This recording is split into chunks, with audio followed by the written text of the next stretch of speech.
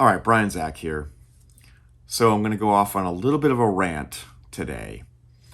And this is something that I've been seeing a bit on social media.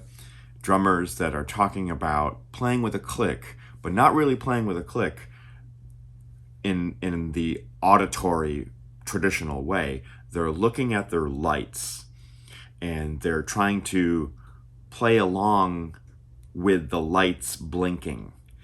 And it's like following the bouncing ball, and what they're doing is they're looking at the lights, they're playing the tempo of the song, hopefully, and they look away from the lights for some time, maybe 4 bars or I don't know, a whole chorus or whatever, and they look back to make sure and to see if they're still on point with the lights blinking. This is so wrong on so many levels.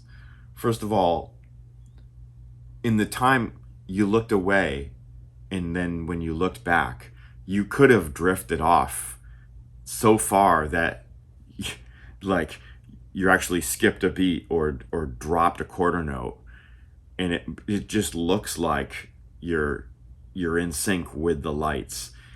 Playing to a click needs to be through ears, through your headphones, through your in-ear monitors, some sort of auditory way of hearing, keyword, hearing the click. Playing to a click is not a visual thing. It never has been, it never will be. Stop looking at lights when you're playing to a click. Exception.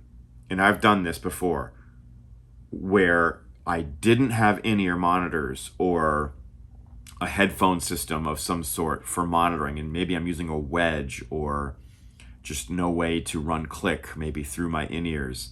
And instead, in order to count off the song in the correct tempo, I would look at my iPad has, if you use Fourscore, the app called Fourscore, it has a metronome in it, both that you can hear if you have in-ears and if you have a way to hear the click.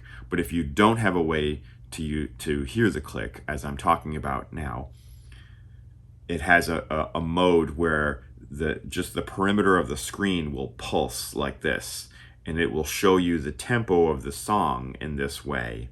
Now, I will use that to count off a song when I don't have the click available to hear. And so it's just a reference point of, okay, I see the tempo of the song, whatever it is, and then I can count off the song and use the pulsing lights as my reference. But never ever do I look back at, while I'm playing in the middle of the song, do I look back and check myself to make sure, oh, am I with the pulse? There's no way. There's no way. Stop doing this, okay? Stop looking at lights when you're trying to play in time.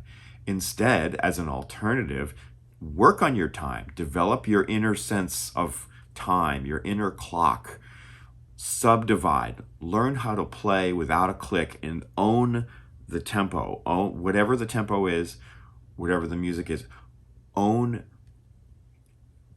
it. It needs to come from here.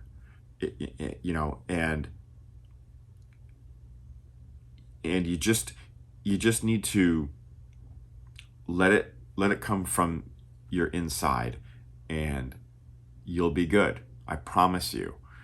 And if it's not good, then you need to work on it harder and start to recognize, where do I speed up? Where do I slow down? Learn to recognize those places. When I play fast triplets, do I speed up?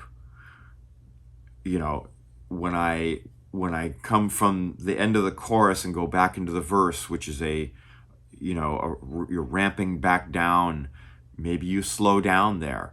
Sometimes drummers just speed up naturally from going from the hi-hat to the ride cymbal. Play the same beat on the hi-hat because it feels different. You go to the ride cymbal, it feels different. Your chest opens up. All of a sudden, you start to speed up.